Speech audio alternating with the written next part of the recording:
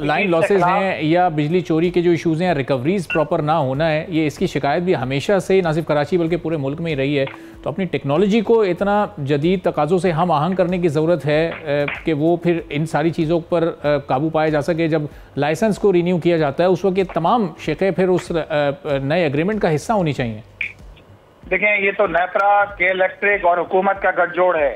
आप मुझे बताइए कि के इलेक्ट्रिक को निजी तहवील में किसने दिया? उस वक्त तो बहुत सुनहरे ख्वाब दिखाए गए कराची के शहरियों को कि आप बिजली सस्ती हो जाएगी और इसके नतीजे के अंदर कराची के शहरियों पे लोड शेडिंग का खात्मा हो जाएगा। पता ही चला कि ना बिजली सस्ती हुई ना लोड शेडिंग का खात्मा हुआ।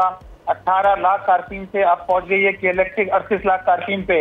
लेकिन जनरेशन के अंदर आपने 19% जनरेशन के अंदर कमी हुई। जनरेशन बढ़ना चाहिए थी, लेकिन जनरेशन कैसे बढ़ेगी जब आपके प्लांट ही 30 साल और 40 साल पुराने प्लांट हैं, उसी पे आप चला रहे हैं। लेकिन आप टैक्सेस आपने इतने लगा दिए हैं कि एक बिल के अंदर 12 टैक्सेस हैं जो कराची के शहरी दे रहे हैं टैक्सेस।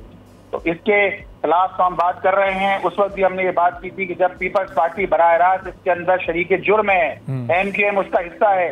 कि जब पहली मरतबा निस्कारी हुई MKM उस वक्त भी हुकूमत का हिस्सा थी, परवेज मुशर्रफ साहब का दौर था, ये हुकूमत में शामिल थे।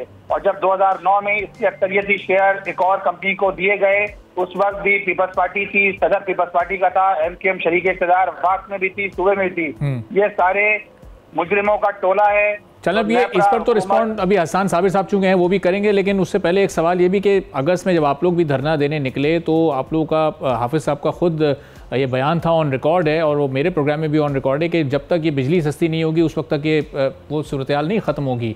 अब वो ख़त्म हुए भी आपके धरने को और आपके एहतजाज को कोई 3, 4, 5 माह गुजर चुके हैं, लेकिन आप अभी भी देख लें वो टैरिफ्स तो वहीं के वहीं हैं।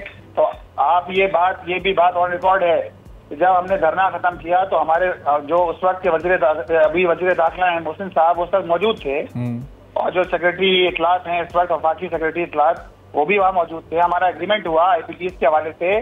IPTS के हवाले से तो ये बुजुर्ग कहते थे इस पर बात ही नहीं हो सकती, इस पर बात करेंगे तो जो हमारा चाइना नाराज हो जाएगा, जापान नाराज हो जाएगा, जहाँ जहाँ से आपने IPTS दिए हुए थे। लेकिन वक्त ने साबित किया कि 52% तो सरकारी थे।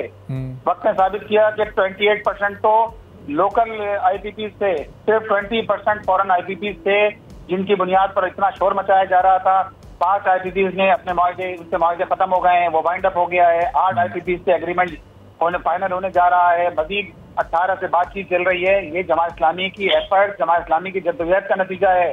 हमने सिर्फ शोर नहीं किया, हमने अदाद शुमार की रोशनी में बात वाजे की थी उस वक्त भी, जब सारी पूरी हुकूमत के जितने इनके वज़रा हैं ये बात कह रहे थे कि ये तो हो ही नहीं सकता, किस तरह मुमकिन है इसके नतीजे में।